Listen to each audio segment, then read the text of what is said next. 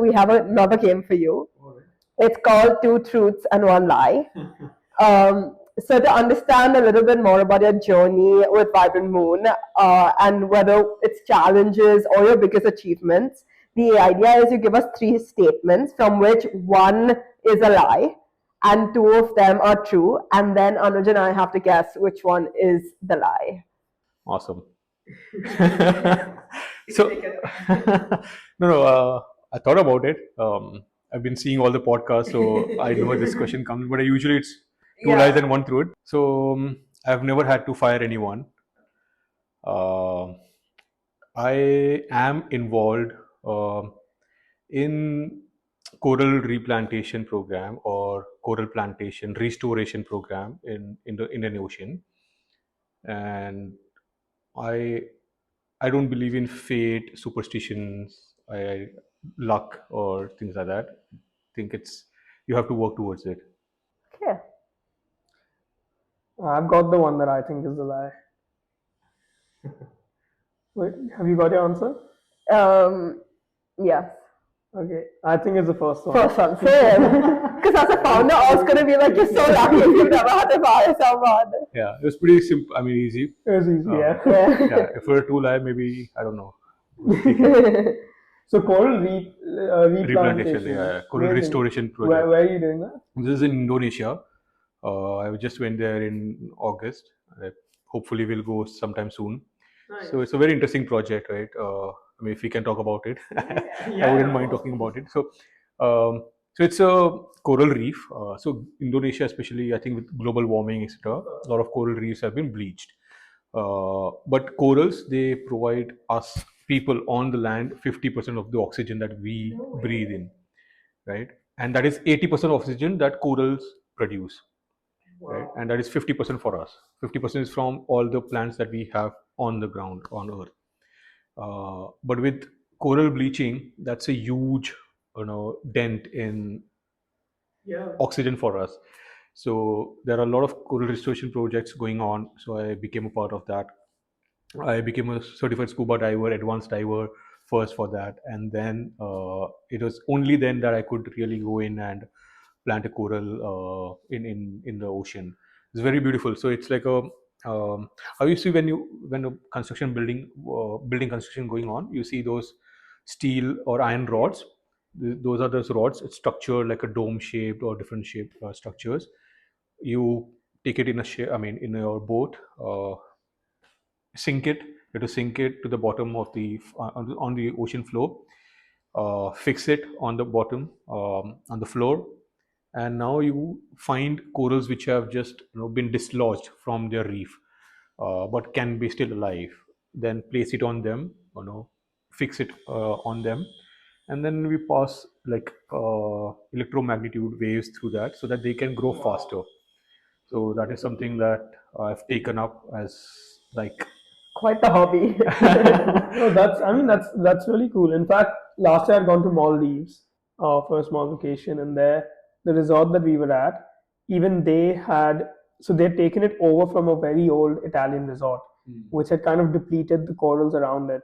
So their first job when they took over that land, they replanted the entire surrounding coral ecosystem, and then started building the resort again. So even they had spoken about the need for corals, and because what they said is like Maldives is a cluster of islands, right? If one island loses its coral life, it affects every single other island in that entire region. Absolutely. And that to me was like, wow, it's like a network. And then like one part goes away and it's like the entire network. See, coral itself is a living being, right? It is not like a structure or like what do we feel when we see it? It feels like a small hill or a small mountain, like very small heap is what we feel, but it is not. It is a living being. It has its own photosynthesis, right? It like takes in carbon dioxide, it releases oxygen, and 20% of oxygen they release is taken by the animals inside the mammals in the ocean, and 80% of what they release is for us, and that is only 50% for us, and Really that is cool. depleting. Really cool. And what was your experience of firing someone? Oh, don't. No. I mean, I think it's happened twice in 5 years. But the first time when it happened, I could not sleep. Uh, that was the first time I started having blood pressure problems. Honestly, uh, it was difficult. It was difficult. Second time, it was not so difficult, but I mean, you have to take certain decisions. So yeah, For the first time, how long did you prolong firing? few months. Yeah. I mean, I mean, when you start noticing like things are not working out, culture fit, for example, there's no culture fit. Person is maybe not just fitting into no matter what you have put in efforts, you've done, you've trained them, done everything. But if that culture fit is not there, then the client, the work will also not be great. Client will not be happy, will not exist. So it's about survival for the company. This happened very early, I think in first or second year, if I'm not wrong. But it had to happen. But it is very difficult. So you prolong it as long as you can. Yeah. Because see, I've known this PIP, performance improvement, whatever it's called, at different companies. There were this 3 month program. We never had that. We still don't have it, but we give enough chances to people to understand the culture, understand what client needs, understand at least client's culture, and work with them, gel with them, and become a part of their team. Right? If that does not happen, then I think you need to take a call. And first call, I think we took very late. uh, and if we had taken earlier, maybe we would have gotten over it earlier, right? Fair. So that was the, I mean, that was the thought that we had later. But I'm also grateful that it's happened twice, not more. And I hope it Yeah. doesn't happen. No, I mean it's always easier in retrospect to think, but like in that moment, what you feel is what you feel, and it is a difficult thing to like do as well. But I feel like in a way it's good for both the parties. Like you said, if it's not a cultural fit, even they are not going to be able to grow as a person in that environment and in their career. But obviously, like it's difficult to take it in that like way It is. when you get fired or when you are firing someone. But yeah. I've been in business for about a year and a half, 2 year, 2 years almost now, and so the practice that I have tried, which has worked, luckily, touch wood, so far, is it's happened again twice, which was, you know, where you're kind of as a manager of the business at a stage where you feel like this person needs to be let go. But then what we do is we put them on probation again for 2 months. So we tell them you're on probation again because it's not working Right. out.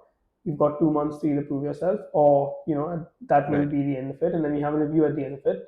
And luckily, both the times that it's happened so far, the person really bucked up and is back in action True. in full swing. Yeah, that is what PIP, like performance improvement plan, Okay. probation I didn't know that. usually. So most companies, like corporate companies, usually have that.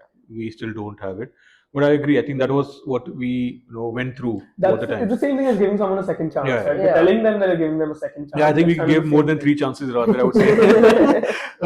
Because we really prolonged it for like 6 months, maybe first time when it happened. So I think 6 months is 3 chances. I feel personally, two Yeah. chances for 1 chance for every 2 months. Correct. Right. So that's usually how I see it. But so I think the other time that happened, it was maybe like our mistake. Maybe we did not hire for the right role. We felt that this is the right role for the person, but that was not the right role. So in that case, if we had to fire them, we actually found a job for them with some other company. So I think that is also our responsibility. If we feel that so we have not been able to hire for a right role, right person, then if we are letting them go, then we have to also help them in a way. So the other person, actually, they are in a much better company right now, much bigger company that we place them in. Bigger, maybe not better, but better for them, maybe. Yeah, yeah. I think they're excelling in whatever they are doing now. So they wouldn't have excelled if they stayed in the same role, continued in the same role with us.